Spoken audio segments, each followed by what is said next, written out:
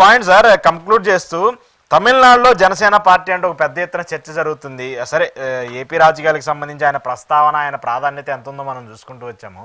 ఇప్పుడు కొత్తగా తమిళ సిద్ధాంతాలని, హిందీ భాష గురించి మాట్లాడటం, ఇటీవల తమిళ న్యూస్ ఛానల్కి సంబంధించి ఆయన ఇచ్చినటువంటి ఒక ఇంటర్వ్యూలో కూడా కొన్ని కీలక వ్యాఖ్యలు చేస్తూ వచ్చాడు.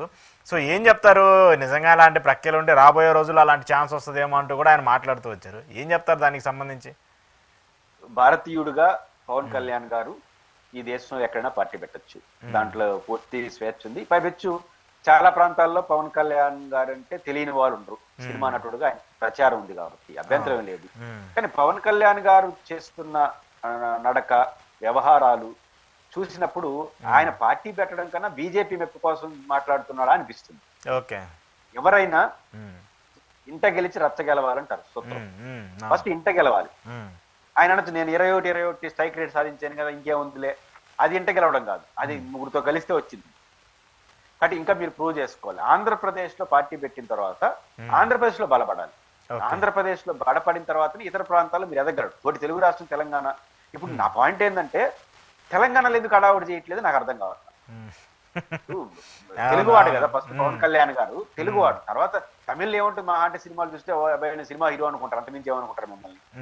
జగన్ కి ఫ్యాన్స్ ఉన్నారు, చంద్రబాబు నాయుడు గారికి ఫ్యాన్స్ ఉన్నారు తమిళనాడులో, దాంట్లో సందేహం లేదు.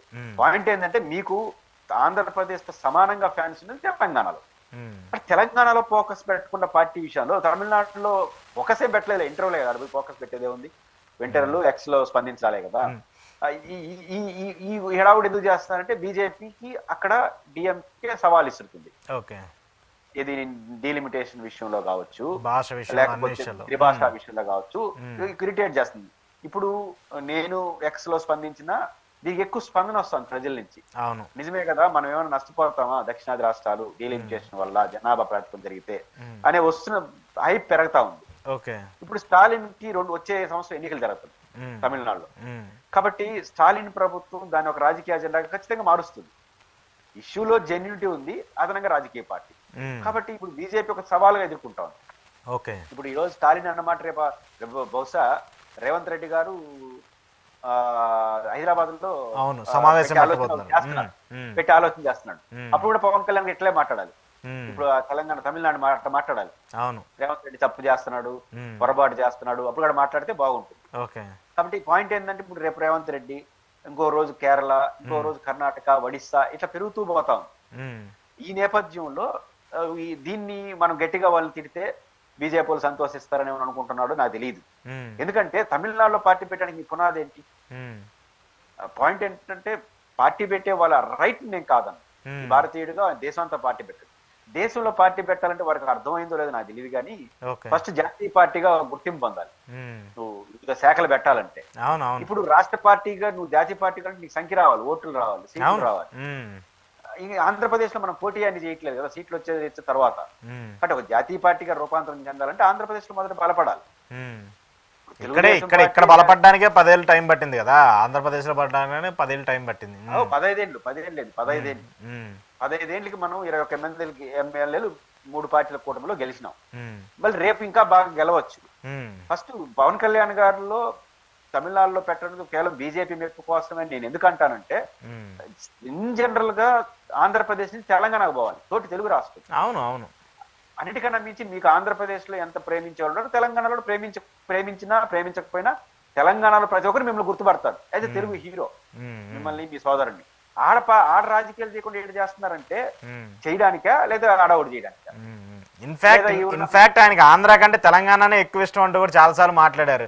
ఇక్కడ తెలంగాణ సంస్కృతిని, ఇక్కడ తెలంగాణ త్యాగాల్ని, ఇక్కడ ఉన్నటువంటి యూనిటీని కూడా ఆయన చాలాసార్లు ప్రస్తావిస్తూ వచ్చారు కదా ఇటీవల కూడా. సరే, ఆయన ఎందుకు ఎవరిని ప్రస్తావిస్తాడో, ఎందుకు కాడి కిందకి వేసేస్తాడో తెలియదు, కానీ నేను నేషనల్ పార్టీ నాకు ఈడ పుట్టుక, ఆడ పెరుగుదల, ఆడ నడిచాను చాలా మాట్లాడతాడు. పాయింట్ ఏంటంటే, ఆయన ప్రాథమిక బాధ్యత కూటమిని ఎందుకు ప్రజలు గెలిపించినారో ఆ రెస్పాన్సిబిలిటీ చేసుకుంటూ విజయవంతం అవుతూ, ఎస్ నేను ఇక్కడ బాగా చేశాను, ఇట్లాంటి కూటమి లాంటి మంచి గవర్నమెంట్ నే తమిళనాడులో రావాలి, కేరళలో రావాలని పోవచ్చు. మొన్న వాళ్ళ ఆవిర్భావ సభలో కూడా ఈ కూటమి బాగా చేసిందని మీరే చెప్పలేదు, బాగా చేయలేదని చెప్పలేదు, కానీ బాగా చేసినట్టు కూడా చెప్పలా. మరి కూటమి గురించి మీరు ఆంధ్రప్రదేశ్ లో చెప్పుకోలేకుండా, మీరు ఒక రాష్ట్రంలో పార్టీ పెట్టినప్పుడు ఈ రాష్ట్రంలో మీరు ప్రూవ్ చేయ పవర్ లో ఉన్నారు. పవర్ లో ఉన్నప్పుడు ఏమవుతుంది? అదిగో ఆంధ్రప్రదేశ్ ఇప్పుడు మనం కమ్యూనిస్ట్ పార్టీలు ఉన్నారు, బెంగాల్లో లాంటి ప్రభుత్వం చేస్తాం, కేరళ లాంటి అంటే వాళ్ళ పార్టీలు. అట్లా మీరు కూడా చెప్పుకోగలగాలి. తెలంగాణకి వెళ్ళి, తమిళనాడుకి వెళ్ళి, ఆంధ్రప్రదేశ్ లో మా కూటమి ఎన్నికలు ఇది చెప్పింది, ఇట్లా గెలిచినాం, అట్లాంటి మంచి రోజులు తమిళనాడు రావాలంటే బీజేపీని గెలిపించండి అట్లా చెప్పాలి. ఇప్పుడు ఆంధ్రప్రదేశ్ లో బాగుంది ప్రభుత్వం మీరే చెప్పట్లా ఆంధ్రప్రదేశ్ లో. కాబట్టి ఇంక తెలంగాణ అంటే ఇది కేవలం బీజేపీ చెప్తుందా లేదా బీజేపీ మెప్ప, ఈ రెండో తప్ప నా తమిళనాడులో నిష్ప్రయోజనం, పెద్ద ప్రయోజనం ఏమి ఉండదు. అనవసరమైన టాపిక్ డైవర్ట్ చేయడం తప్ప పెద్ద ఉపయోగం ఉండదు. కాకపోతే ఆయన సినిమా హీరో ఒకటి అడిగిన మనుషులు వస్తారు, తమిళనాడులో కూడా కొంతమంది మనుషులు వచ్చు. ఈయనకన్నా పెద్ద హీరో విజయ్ ఉంటాడు అక్కడ. ఈ తరహా అంటే ఎమోషనల్ గా యూత్ ని అట్రాక్ట్ చేసే హీరో. ఆయన కూడా స్టాలిన్ మీద రాజకీయ యుద్ధాన్ని ప్రారంభించి డీలింగ్ చేసి వచ్చేసరికి ఆయనతో కలిసి అఖిల పక్షంలో కూర్చున్నాడు. అవును, దాన్ని సమాజం హర్షిస్తుంది. అంతే తప్ప మీరు ఢిల్లీ వాళ్ళ మెప్పు కోసం అన్ని వ్యతిరేకిస్తా ఉంటే అది జరగని పని. ఏదైనప్పుడు కూడా ఒక సినిమా హీరో కాబట్టి ఈయన ఏం ప్రకటన చేసినా ఆడి నుంచి స్పందన వస్తుంది. కాబట్టి కొంచెం హడావుడి జరుగుతుంది తప్ప అంత మించిన పెద్ద అంశాలు ఉంటాయని నేను అనుకోను. ఓకే ఓకే, చూద్దాం సార్ దీనికి సంబంధించి ఏముంటాయి. Thank you sir, thank you very much. ఇది పురుషోత్తం రెడ్డి గారితో ఈరోజు స్పెషల్ ఇంటర్వ్యూ. చూస్తూనే ఉండండి ప్రజాచేతన.